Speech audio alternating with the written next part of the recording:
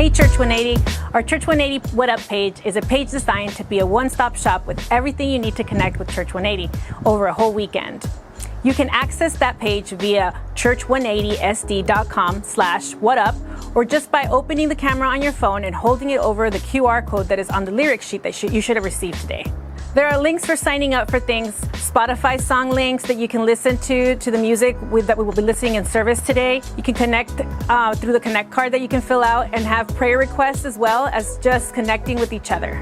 Did you know that we have a dedicated prayer team that takes prayer and your requests seriously? They would love to pray for whatever it is you're going on in your life this week. Just fill out the card and let us know. Okay, here's what you need to know today. We are meeting in the park for the next 3 weeks, and if you're comfortable gathering, we would love to have you join us. And we have brought back 180 kids for ages 3 years old through 5th grade. Here's the deal. As we continue to meet more frequently, we are looking to boost our setup team, hospitality team, and 180 kids team. If you are interested in serving with the 180 church group in one of these ways, please let us know via the Join a Team link on the What Up page. Also, did you know that we have a 180 Kids Summer Camp coming up this summer? For 3 consecutive nights starting Tuesday, July 13th, we will have our 180 Kids environment on steroids at the park from 6 to 7:30 p.m., concluding with ice cream from the new Church 180 ice cream truck coming soon. Camp is for ages 4 years old through 6th grade, and it will cost $10 to cover the cost of the camp t-shirt. Register your kids now or sign up to serve and volunteer through our What Up page. The last announcement I have for you today is that we have some in-person men's and women's events coming up this month. The guys are going to get together the night of Saturday, the 19th, and the women are planning to get together the Saturday morning of the 26th. If you would like more details, either reach out to Tony at church180sd.com or Bernie at church180sd.com. We exist and inspire hope because so many of you have decided to give generously. We believe that your generosity is the very thing that enables Church 180 to live out our vision of seeing more and more people turn toward hope in Jesus. With that said, you can give online or set up a recurring financial gift by dropping a gift in the buckets on your way out of church or church180sd.com give, also in the What Up page. Or you can also mail an envelope to our P.O. box on our website. Hope you enjoy the service today. Hey there, how's it going, Church 180? I am back up here in the 3rd floor of my townhome and everything. Welcome to Church 180 online this week. I'm so glad you've joined us. Also, if you're tuning in later or you joined us in the park or everything, we are doing both church online this week, and we are at Cesar Solis Community Park. And I am thrilled that you are here with us today, whenever you're tuning in on this brand new series that we're jumping into called Endless Summer, where we're going to take a look at the endless journey of the Israelites from slavery in Egypt to their new home that God had promised them thousands of years ago. And so we're looking at what seemed like an endless journey over these next few weeks. We're going to be doing that in person. We're going to be every single week in person through the month of June, and making plans to meet much more frequently. Really excited about that. There's some other announcements. If you missed the announcements, I need you to go back and listen to Raquel and everything that she shared about everything that we're up to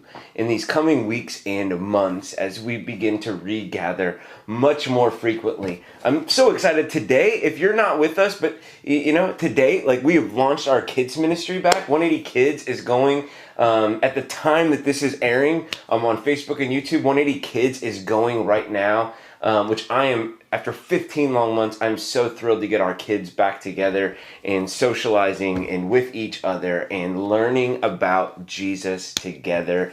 Man, I'm glad you joined us. It's an exciting time and everything. So, hey, let's just launch into this. I'm going to pray for it, and then let's just launch into it. Lord, let these words be your words. Let this message be your message. God, convict us, challenge us, help us to wrestle with it, and help us to walk out the other side of your words, your spirit in our lives, convicting us. Help us to walk out differently.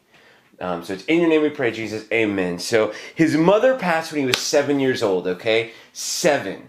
and when his mom died. And as a result of his mom passing away, he had to get on a ship that his father was the captain of. It was a merchant ship. It was an English merchant ship that he would be on. This is in the 1700s at the time. And as he grew up from 7 to, 18-ish, he was forced to join the English Navy, which began the downward spiral in young John's life. And he was bitter about it. He was hostile to the Christian faith. And get this, he learned, very shortly after he joined the Navy, he learned that he was about to embark on a 5-year deployment. And so as a result of learning about this deployment, he's like, oh man, I'm going to go consult my dad. I'm going to go figure out if he can get me out of this whole thing. But the way, the optics, the way that it all looked, his commanders, the people looking down at his peers, the people that he was in the Navy with were looked down on him as someone who was trying to abandon them and get away. So they looked at him as an abandoner, and it began a really downward spiral for him. To where he was demoted. He was oftentimes beaten by fellow sailors and by people who were over him in command. And let's just say that life aboard the Harwich ship that he was on absolutely sucked. To the point that as the Navy was sailing along the western coast of Africa, somewhere near Plantain Island, I didn't look it up, you can look it up and fact check me and Google this whole thing, but somewhere along the western coast of Africa, near Plantain Island, he negotiated his way out of the Navy, off of the ship, and to be basically just to grab a new job with a transatlantic slave trade captain of a ship.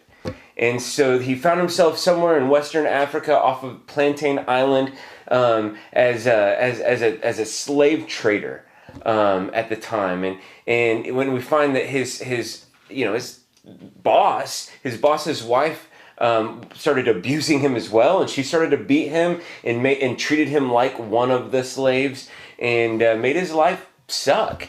And so he then accepted another job with another slave trader on another ship that was heading back to his home in England. And so he jumped at the opportunity. The only catch was that the ship had to sail through Brazil. So we're going further south now. It's going to go to Brazil and then back through Newfoundland before it would, be back to England. So he signed up for that journey and went along the transatlantic slave ship to Brazil and then back to Newfoundland and began his downward spiral got worse as he became bitter at life, hostile to the Christian faith, drunk all the time, and just kind of contemplating suicide and taking his own life, and until he picked up a book by a famous book called the Imitation of Christ by a guy named Thomas à Kempis. And he mowed through it, and it was throughout that experience of reading that book, thinking about his life and actually hitting rock bottom, that a storm came up when they were off the coast of Ireland, and he saw his life flash between his eyes, and where he kind of reconciled himself to God and said, God, I'm yours. I can't believe you've let me kept with me through all this, to which a lot of people have attributed that night, we don't know for sure, but that night to one of his most famous works, which you may or may not know, but an old Christian hymn called Amazing Grace. You don't want me to sing it, but we're talking about John Newton here, and there he is off the coast of Ireland, reconciling himself to God. And so when he gets back to England, they survive the storm. He is now a brand new Christian, following Jesus with vigor and passion, and he accepted the job as a captain of a new transatlantic slave trade ship, to where he was now going to be the guy in charge. And at the time, he didn't see, he didn't see the disconnect. That's the word I was looking for. He didn't see the disconnect between his profession and his job as a slave trader, and his newfound faith as a Christian as he accepted this captainship. And and after a little bit of time, he ended up having some severe health problems and ended up needing to retire from the slave trade and retire from the ship. And at the age of 39, he accepted his first pastoral ministry gig back in England, where he became a pastor for pretty much the rest of his life. And he kind of found his calling and what he was good at and what he was kind of made for as a pastor at that time. And he rose to be one of the top evangelical leaders in the European Christian movement as it was really taking off all across Europe. Coming from England, and he had a lot of guys that like John Wesley, George Whitefield, if you've ever heard, like he was good buddies with all these guys. But one of his closest friends was actually a man that you may have heard of by the name of William Wilberforce. And he actually advised William Wilberforce, who was struggling with his political career, and if the disconnect and the reconciliation, like could he actually be a politician and follow Jesus at the same time? And it was John Newton who said, absolutely, you've got to follow Christ first and foremost, and you've got to use your political power and use the political sphere and arena to do his work and to do good things, as he was working to abolish slavery at the time in their neck of the woods, in their area. And Wilberforce actually looked back at Newton and he said this. He says, you're right, but here's what I need from you. You're now a Christian, and you know this slavery thing is wicked and evil and corrupt. I need you to talk about your experiences and to talk about it from a history and a past of having been a part of it all. To which he did. He then wrote a book called he wrote a book called Thoughts on the African Slave Trade. And he described what he'd seen over the years as cruel, oppressive, destructive, unlawful, and utterly disgraceful in his letters about his former life in the transatlantic slave trade and being a slave trader. And so together, William Wilberforce and John Newton, the author of Amazing Grace, they brought an end to slavery in their part of the world. Which I think is just an absolutely fantastic story, and how we are kicking off Endless Summer. So welcome to Endless Summer. This series, the graphic for the series is based on a 1960s movie by a man named Bruce Brown, to which a couple of guys traveled the world looking for endless summer and endless waves surfing, and it's become iconic. And last year we did this series, and we may end up doing it every year because I love summer and I love surfing and the movie. But the reality is that there's just so many things in our lives and so many things that we can look at throughout history, and they can seem seemingly endless, right? And so today we're going to look at this a journey of the Israelites, the Exodus, literally the Israelites' journey from slavery to their new home. And we're going to be looking at that over the next few weeks. But today our story begins in what seemed like an endless misery. That's the title of the message. An endless misery comprised of generations of slavery. See, yes, our story begins today in 400 years of slavery. Okay, we're calling this endless misery because we're talking generation, like for the Israelites in Egypt at the time. We're talking generations have come and generations have gone. Okay, without ever knowing anything but slavery. I joke sometimes and I laugh sometimes about my mom. She passed away when I was in high school, and she was a die-hard Cubs fan. And she passed away at the age of 58, and most of you guys know they went 108 years without ever winning a World Series. My mom went the entire duration of her life to never see her team succeed. And the reality is make light of that and that, but the reality is that people were born and people died having known nothing but misery and nothing but slavery. And I know that was a part of our history as well, but as we look at the Egyptian Israelite history and the story and the context with which we're looking at today, it was a seemingly endless misery, because let's be honest, it was slavery. See, I've been reading this book called Be the Bridge by Latasha Morrison, and she talks about encountering this conversation. She's a African American lady who was just studying her history and shocked at all the stuff that she didn't know, and trying to navigate this world really in the midst of dominantly white people. And she tells the story about being this principal at this like Christian school, and kind of sitting down next to this couple who wanted to ask her a lot of questions because she was a black lady, and they quickly went to just some talking points about the past in the South, and how the economy fell in the South, and like, oh my gosh, it was really bad for the economy, and and all this stuff after slavery, and after the Civil War, and how all this stuff, and she was saying, but there was good slave owners. And she was like, no, you're missing the point. Like, it's not about that, like whether you love somebody, a slave and good slave owners or anything like that. Like, what she was saying was, you're still in slavery. You're not free. Like you don't have the basic human right of freedom when it comes to that. And she was just kind of talking about that in the book. And I'm thinking, look, okay, we're calling this message today endless because it was 400 years, but we're calling it misery because it's slavery. Okay? And whether we're talking about the slavery that was in the United States, or whether we're talking about the slavery, transatlantic slave trade in Europe, or whether we're talking about, 400 or, these 400 years, thousands of years ago in Egypt under Egyptian slavery, it's slavery. It's not freedom. It's miserable. And so the origin of the story is from Exodus chapter 1. And Genesis ends with Joseph relocating his family to Egypt because of famine. That's what we see the book of Genesis ending as. And over the years, we see that these Israelites, they multiplied. That through the family of Joseph, they multiplied into the millions over 400 years, and a bunch of people just populating it. And the new king later on didn't remember who Joseph or his family was, and they put.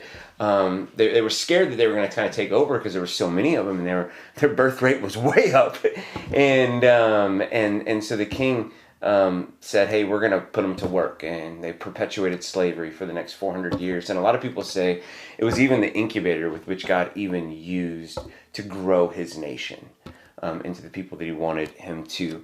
But it start the first passage I want to read that we're jumping into is chapter 1, verse 11, which says this: "So they put slave masters over them to oppress them with forced labor, and they built Pithom and Ramses as store cities for Pharaoh. But the more they were oppressed, the more they multiplied and spread. So the Egyptians came to dread the Israelites and worked them ruthlessly.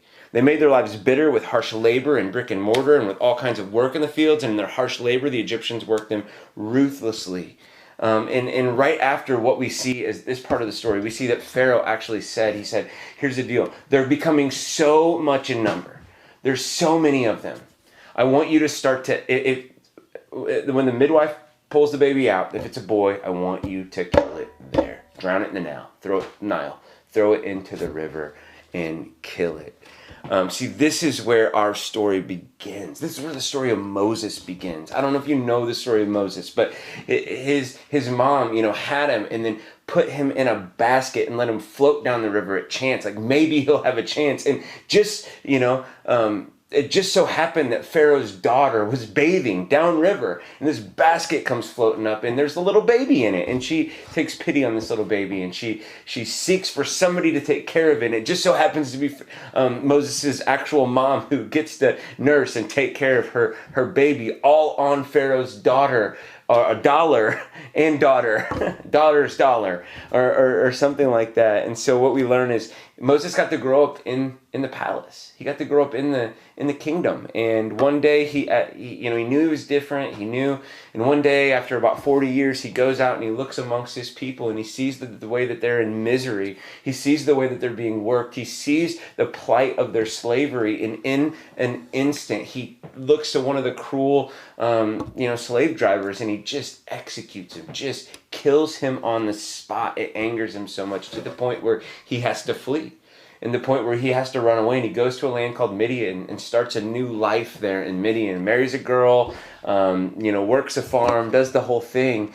And then our story picks up in Exodus chapter 3, verse 1, and it says, "Now Moses was tending the flock of Jethro, his father-in-law, the priest of Midian, and he led the flock to the far side of the wilderness and came to Horeb. the mountain of God. And then the angel of the Lord appeared to him in flames of fire from within a bush.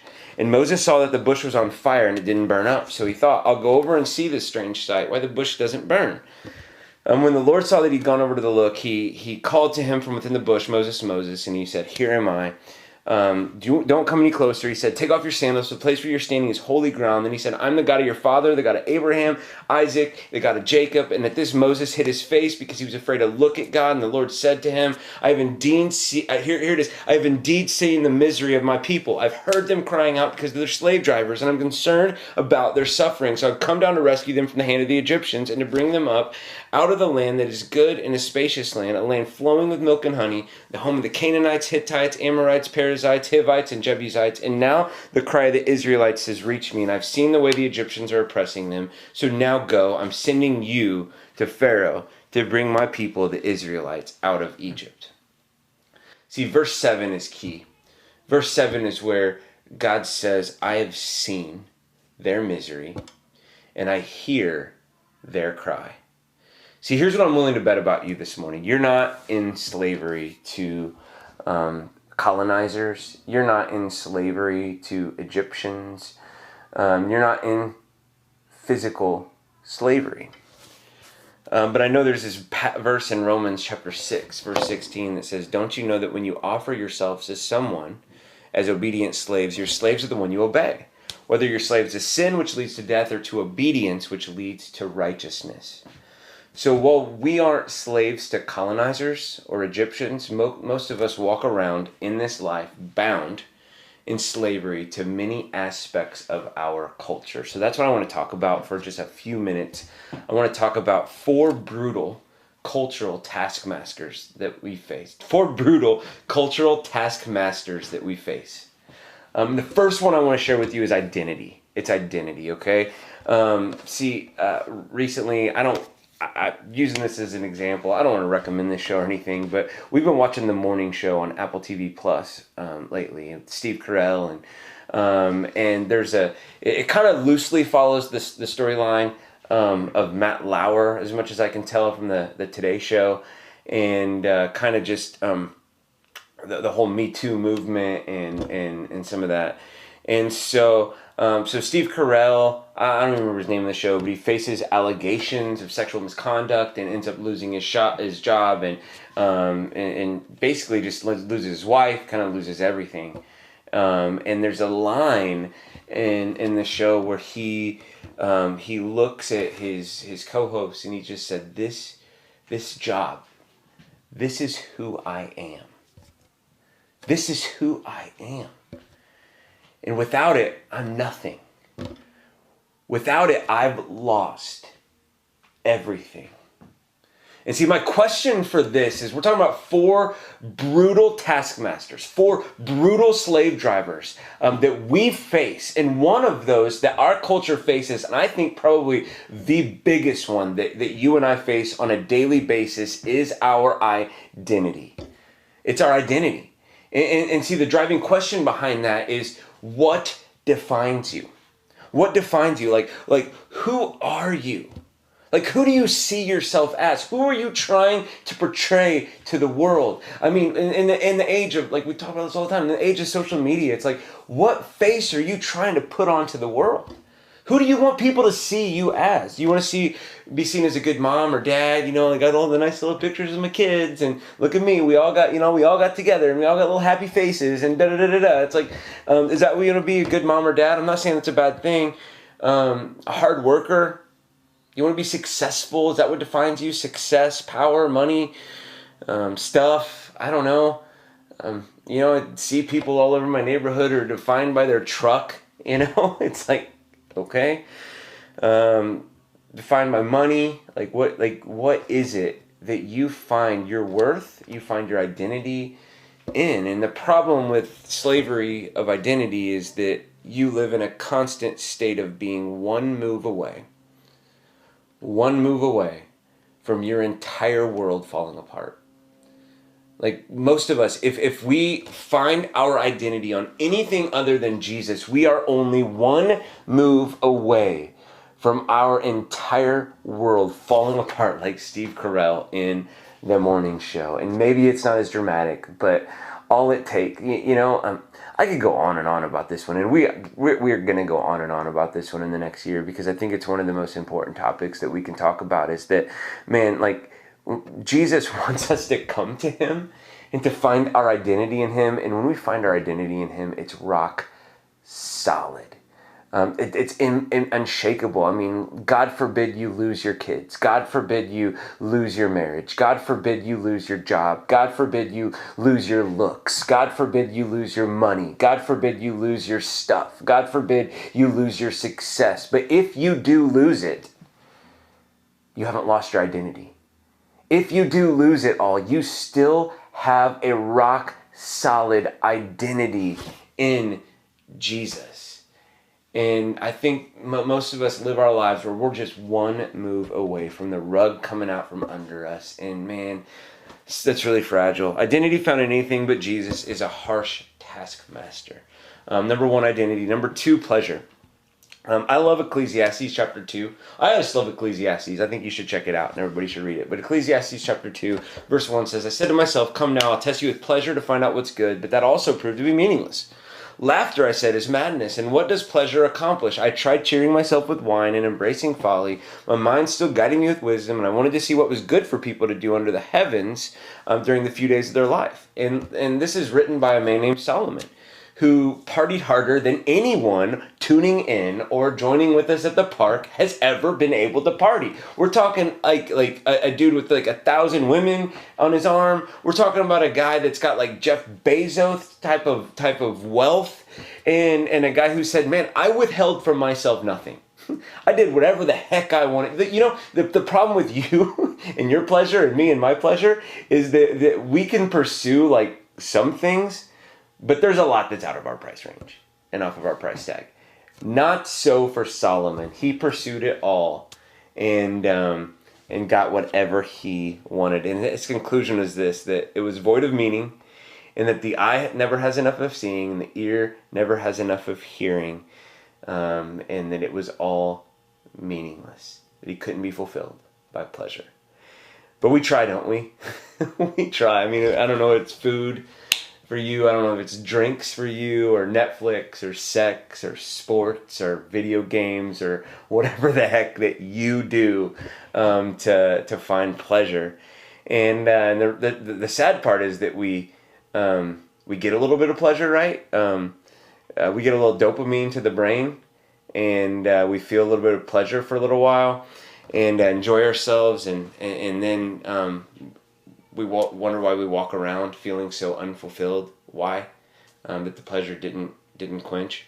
See, pleasure is a horrible taskmaster that can strip our lives of meaning and purpose and fulfillment. The third brutal cultural taskmaster we face is that of comfort, and I would add stability to this one as well. And I find it really tricky because we're coming off of a year of just absolute disruption and absolute discomfort in a lot of ways. And to be honest, I'm going to need some counseling after this year. And for some of us, it's just been a really hard year. And I get that, I understand, and sometimes it's okay to grasp for a little bit of comfort and stability. I think that's good, especially in turbulent times. But if that comfort and stability makes us a slave, we can look back and find that this informed many of our decisions over the course of maybe a month or a year, which is the case for now. But when that year becomes a decade and that decade becomes a life, ultimately it robs us. And it robs us of the life that I feel like God has for us. Going back to Ecclesiastes in verse 11, it said, chapter 3, verse 11, Solomon wrote this. He said, he's made everything beautiful in its time. He set eternity in the human heart, and no one can fathom what God's done from beginning to end. He said he set eternity in the human heart. Meaning that deep down, you intrinsically, you like in the core of you, you know that you were created for something more. But when we become a slave to the taskmaster of comfort, it informs so many of our decisions and robs us from the more that God's calling us to. See, you're hardwired for wonder. You're hardwired for adventure with God and by God. And the thing I think that keeps me up at night, and I see this in myself sometimes, the thing that keeps me up at night is that I'm convinced that many of us, I really am, I'm convinced that many of us would rather have a really nice dinner and a really nice glass of wine and turn on the remote, or maybe some good chocolate. Let's throw some good chocolate in there too. But I'm convinced that many of us would rather, have a really nice dinner, a nice glass of wine, throw a little chocolate in there, and grab the remote and turn on the TV and binge watch some series about someone changing the world, rather than getting off of our butts and living a life where we do everything that we can to change the world by changing ourselves first. Just getting off our butts and evoking the change that we want to see in the world, starting with ourselves. See, and the reality is when we do that, it's going to get us out of our comfort zones, and we're going to find that comfort is something that we've become a slave to, and that we're listening to the taskmaster of comfort and stability. That I believe comfort, it's a taskmaster that will rob you of the adventure that Jesus wants to take you on with your life. And so the last one is this. The last one is perspective or lack thereof. Perspective or lack thereof. And I want to be careful here. I don't want to step on any landmines when it comes to this, but it's got to be said. It just has to be. I think in a church that's preaching Jesus over, pop culture and everything, I just feel like some of this stuff just has to be said. And I'm sorry if you don't like it. In today's climate, I wanted to call this politics. Makes me nervous to even say, but the problem is when it comes to perspective or lack thereof perspective. You and me, we don't see the world as it is. We don't. We just don't. We only see the world as we are. Meaning that our cumulative experiences, our cumulative things that we've looked at and read and researched and studied, give us a bias. And don't allow us to see the entire picture. We don't see the world as it is. We see the world as we are. And see, in today's climate, man, echo chambers force many of us into lives of slavery to our perspective, where we are walking around like little slaves to the perspective that we have, that we've maybe taken in via the echo chambers, or taken in via the cumulative experiences of the course of our lives and the culture with which we have lived in, live in, or whatever. And the thing I love about San Diego so much, and the thing I love about this church and our church so much, is that you don't have to go very far to have your worldview challenged here, do you?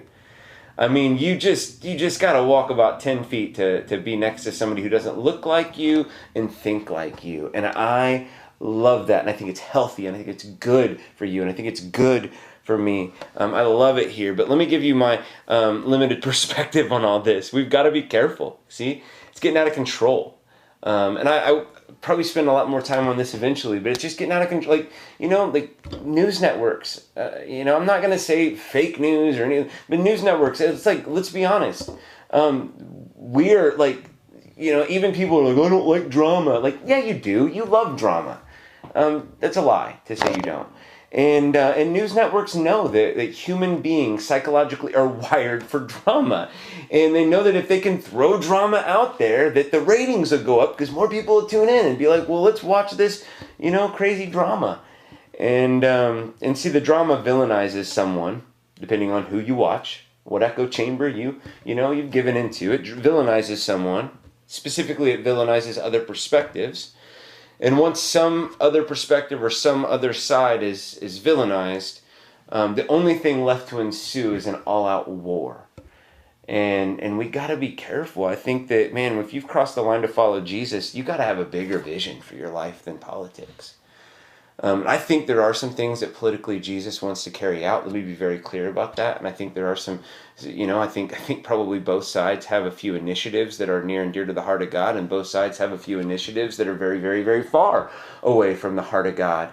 And I'm not saying we stick our head in the sand. I'm not saying that we're not political. I'm not saying anything like that. I'm just saying we be careful that we don't become a slave to our perspective. That's all. that we don't become a slave to our perspective, and that we actively seek out a broader perspective. And we try to see things from a different angle, from people who don't look like us, people who don't think like us, people who don't grow up the way that we grew up. I think that's healthy and near and dear to the heart of God and the kingdom of God. See, there are things in politics that should work us out and are worth portions of our lives because they're kingdom things, but not every single talking point that's on the news is worth it. And the reality is this, is that I think that the slavery of our perspective and the slavery that we see in politics helps us, or keeps us asleep from the fact that we have a real enemy. That we have a real enemy that we're trying to face in this life. And it's not flesh and blood. It's Satan, and it's against the evil forces in the world that he brings into the world. So I'm trying to avoid a landmine here, but I'll keep coming back to this. And my point is this. I don't know where you're at in slavery and bondage, in the whole thing, whether it's an identity, comfort, pleasure, perspective, or lack thereof. But the same God who spoke to Moses thousands of years ago and said, I hear their cry, and I'm coming down to help, wants to help you today. You don't have to live your life in endless misery. You don't have to live your life in endless slavery. You don't have to, because you have a God who is very concerned about you and your plight in your life. And so I just feel like I need to remind you of that today. We're going to move into a time of communion where we talk about the power that our God has through dying for us and rescuing us through that death, and then rising from the dead to show us that he has power to overcome the things in our lives that we fall victim and slaves to in life, that he can break those chains, that he can break us free from it all. And so we celebrate that each and every single week. We just celebrate that through, if you're watching with us online, I want you to grab some food and grab a drink. And the foods represent the body of Jesus that was broken, the drinks representing the blood of Jesus that was spilled out on our behalf so that we could be free and have the chains broken and be free from all these things that cause an endless misery in our lives. So I'm going to pray for that, and then we're going to jump into this next song.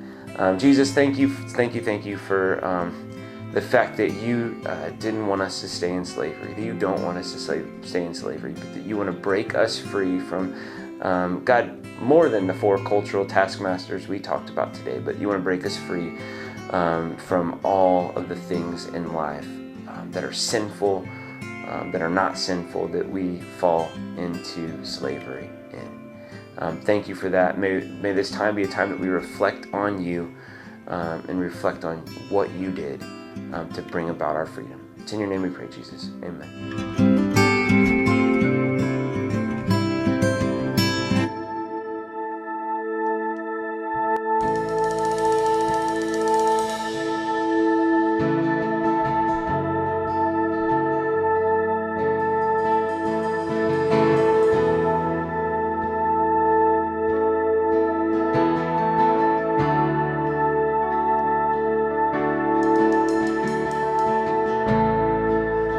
Tried so hard to see it. It took me so long to believe it, that you choose someone like me to carry your victory. Perfection could never earn it. Give what we don't deserve it. You take the broken things and raise them to glory. You are my champion. Giants fall when you stand undefeated. Every battle you've won. I am who you say I am. You crown me with confidence. I am seated in the heavenly place, undefeated, with the one who has conquered it all.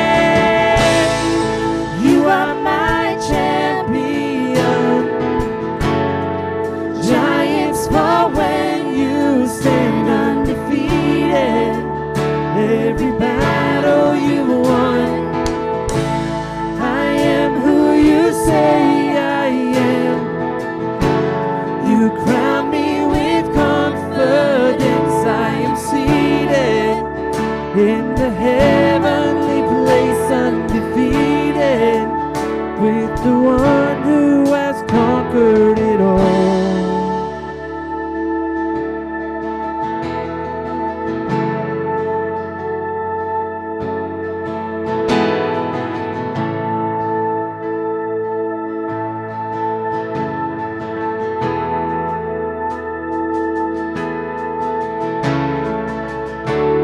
And when I lift my voice and shout, every wall comes crashing down.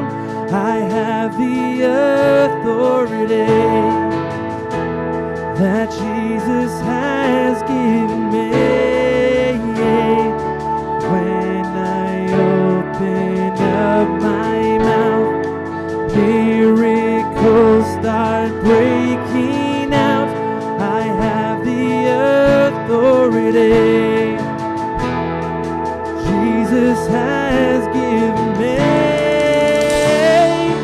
When I lift my voice and shout, every wall comes crashing down. I have the authority Jesus has given me.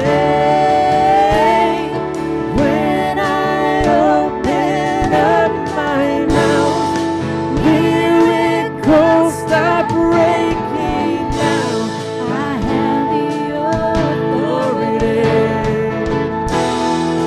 Jesus has given me. You are my champion. Giants fall when you stand undefeated. Every battle you've won, I am who you say I am. You crown me with confidence. I am seated in the heavenly place, undefeated. By the power of your name, I am seated in the heavenly place, undefeated.